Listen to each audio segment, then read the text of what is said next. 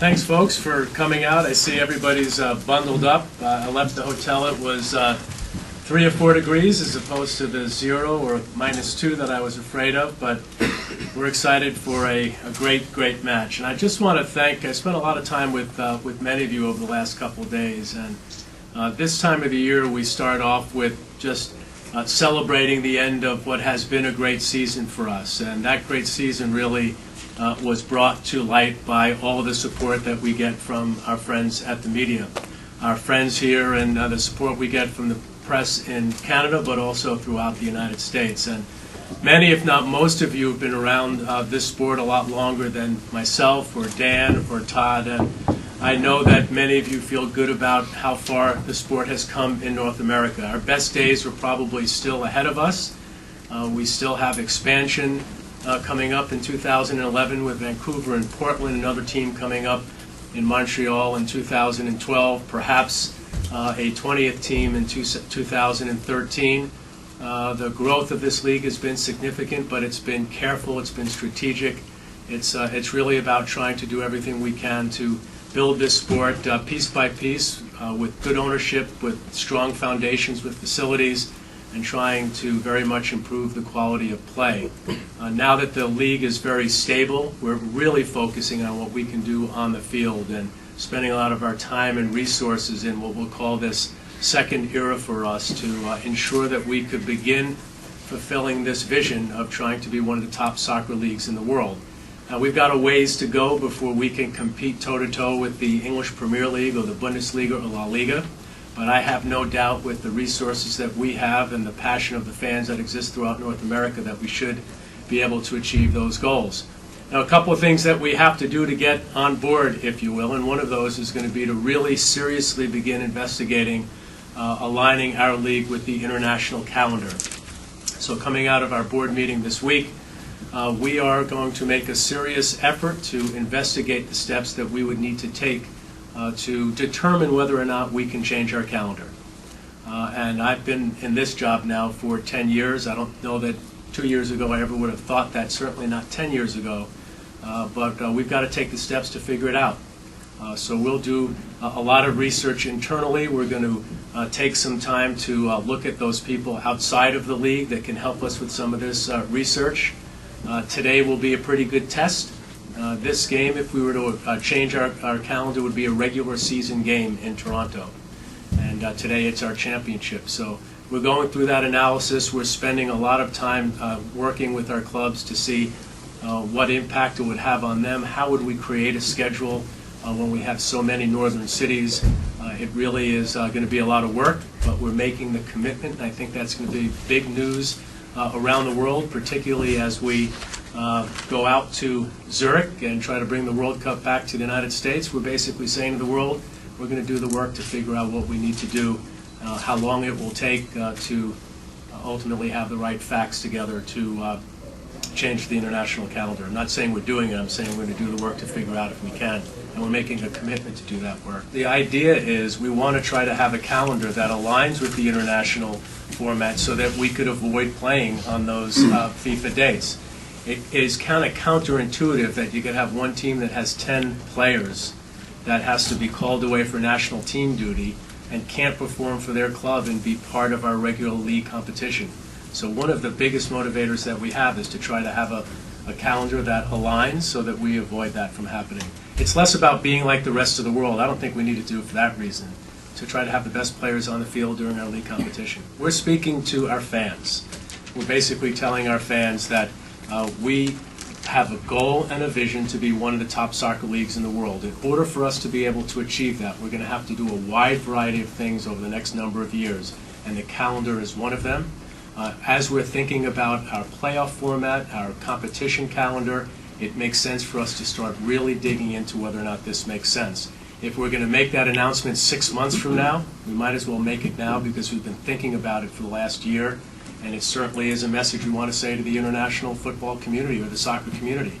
You know, we're going to get close to the way the rest of the world plays. And as you're thinking about our league, and they have a lot more respect for us than they've had in the past, this is one of the things they should know we're considering.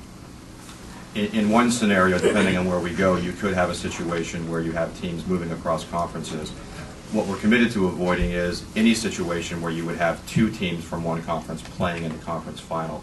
There's a number of ways you can minimize that. You can increase the number of teams that qualify from each conference. You can play it entirely within conference if you wanted to. I mean, one of the things the board has asked us to do is to try to make sure that whatever decision that we make, we do it with a long-term view to try to move to a place where we can have some permanence with regards to our playoff format and our competition format. One of the issues that's out there is, as we expand, are we going to be able to maintain a balanced schedule? And we may find that what ends up happening is that when we have more teams, especially next year when we have 19 teams, and everyone's going to have a bye each week, it may be that we have to go to an unbalanced schedule. And then once you go to an unbalanced schedule, that would then dictate essentially how you're managing your conference. But at the end of the day, we've got to think about these things long term. We're going to have a lot more teams. It's conceivable many, many years from now that we have divisions. And part of the challenge with this, and I want everybody to understand why we can't resolve it as easily as perhaps you would like, is we're trying to think about this over a 2 or 3 or 4 or 6 year period. And we believe long term we're going to have conferences called East and West, and ultimately we want to have a scenario where we're not changing it every single year, which is just problematic, it's chaotic. Irrespective of what you call it, and that's the challenge that we're wrestling with. And as you know, the key piece that drives all of that is, do you want the best 10 teams in the playoffs, irrespective of conference, or do you not? If the transition is going to be to an unbalanced schedule down the line at some point in time, you're not going to actually know who the best 10 teams are because they want to play the same schedule. And so you won't have that same issue as you do when you play a balanced schedule. So these are all the factors that we have to look at and take into account in terms of where do we think the league is going to be 2 years from now, where do we think the league is going to be 5 years from now, knowing that we're committed to having conferences and what's the best path to get there. You know, we've got to find ways that we can free up some of the clutter that exists in our calendar. We've got to find ways that we're competing against other sports that are, playing at their peak. We've got to find ways that we're minimizing travel, conference alignment, by the way, and focusing in on rivalries, which would speak to unbalance or imbalance as opposed to balance, allows us to do that. There are so many factors that go into this, and we're trying to make decisions that we could keep consistently, and we're trying to do the best we can. So long term, we believe we'll probably have to find a way to change to the calendar. We just really got to do the work to figure out what's going to be the impact on our league, on our fans, on our broadcast partners, if we make that change. This move we'll have now will minimize some of the clutter this year. We're starting earlier. We haven't announced when our cup is going to take place. It's conceivable that we can move our season a little bit wider. Playing the game today, for me, one of the tests was to figure out whether or not we can play a game in Toronto at the end of November and whether our fans would come out. So we're constantly trying to tweak the system, see if we can get it better. There's so many different factors. I mean, we could spend a lot of time talking about this, but the bottom line is that all of these things go into the pot. We stir it up. We try to come out of it with what our priorities are, and then ultimately make a decision that's going to work for our fans, work for our teams, our players, ultimately satisfy, the authenticity. I don't think we'd ever be playing games in January and February. So the question is, could you play games in December? Could you open up? I guess conceivably we could be playing in a portion of February, parts of February.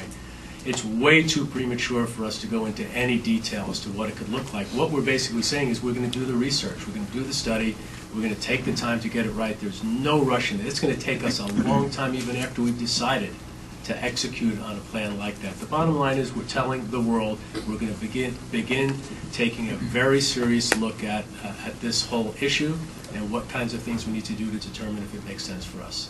Think about what the challenges would be once we switch schedules. What are we going to do in that gap year? There's so many issues that we're going to have to figure out that play into what the impact of that change will be. We could play around with allocation money, could play with draft order, seeding in the playoffs, a wide variety of things that we can do. And the bottom line is we want to make our regular season much more important than perhaps it is today, and try to incentivize teams to finish at the top of the table and going through the work to figure out what are the things we could do beyond just what the playoff structure is. It's the growth of the soccer market in North America. So in the past, it would be inconceivable. It was inconceivable for us years ago to think that we could have an MLS Cup hosted with a week's notice, host it at the site of the higher seed and not have a neutral site like we have today. 3 or 4 years ago, there were probably half of our teams that couldn't sell it out. Today, I have no doubt if we made that move, it doesn't matter where it is, what the weather is, rain, snow, 5 days, 7 days notice, we'd sell out that game. And that's just something that we've come to over the last number of years. So as the league begins to develop, as more and more fans are committed to their club, as Seattle has 43,000 people coming to a U.S. Open final in the middle of the week, you guys have been around this longer than I have. That's inconceivable. So every day the sport grows, it gets more and more relevant in the markets, and as that happens, we're beginning to think that we could push the envelope a little bit further. It's not, in our view, as much an issue with fans. It's how do you play games in Montreal in February? How do you play them in Salt Lake in February? Now, I watched in the front page of one of the newspapers here, they had snow on the seats at a CFL game. I think it's out in Calgary. Well, they're going to games. I watched it on TV. There are people sitting in the snow, and they're all bundled up. Why would they go to a soccer game if it's in that weather? Assuming you have a heated field, assuming that the players could play. So it's a matter of growing the fan base so that ultimately they believe enough in their clubs and they're willing to come out thick and thin to support their teams. Yeah, we just had a meeting this afternoon with the Canadian Soccer Association, and one of the things that we're going to be doing over the next few days is working closely with them to try to finalize what that's going to be precisely. We have sort of two challenges that we're trying to recognize. One is we're committed to the growth of soccer in Canada and the growth of player development in Canada, and at the same time, making sure that the expansion teams start off on the wrong foot and are competitive. And so trying to balance those two goals. And as I said, we had a really good meeting this afternoon, and hopefully we'll have some specific news on it in the next few days. There's always a concern that as you look at playoff formats that you push too much of a priority the postseason, and that could devalue your regular season. So what you've got to do is be sure that you're managing what incentives and value you put in the regular season so that doesn't happen. I will say our playoffs have been, counter to what soccer people around the world think who don't love playoffs, they're the most valuable games that we have. They're our highest rated and they're highest attended. That's a good thing. When you go into markets and you're in Denver and they've got one of their biggest crowds of the year for a championship game or pre-championship game, that's a good thing. So I'm not sure by adding 2 more teams that it devalues what we're trying to achieve overall. And what we're trying to have is a very, very popular sports league that matters in local markets. The only way we're going to raise our television ratings is if more people care about our clubs. And we think the way they're going to care about their clubs is to have special moments. And special moments are when somebody's playing in a conference championship in front of their home crowd in a game that they've earned and are very excited about. And that's why we want to continue to emphasize that opportunity. You guys are here for this game because you've had some time to plan for it. I don't know how many people would be here if you had to do it on 5-day notice. I don't know if we'd be able to get our sponsors here, if we'd be able to have all of the things that make this a very special, memorable event for the sport in North America. Those are some of the things we worry about, Rich. It's hard to imagine that it would be bad to have this game be hosted in front of a home crowd. We had that once in New England, and we had it once in D.C. before I got it. New England, we had 63,000 people in Gillette. That was a pretty good event for us. Think of it conceivably as starting at the end of the summer and ending sometime in the early part of the winter, taking a break. We're wrestling with how long that break, or thinking about how long that break could be, and then starting up again in, February-ish? Yeah. And then ending in late spring. I don't want to put details on it because that's the work we're going to do. I'm not announcing that we're changing the calendar. We've got to start working on all of this. It would be not dissimilar to what the rest of the world does. And we've got to figure out whether we could manage it and when we could manage it. The best part about projects like this is nothing's off the table. We're going to look at everything, and we're going to do a very comprehensive project, not just internally where you could have preconceived notions. We're going to go have some people outside help us out.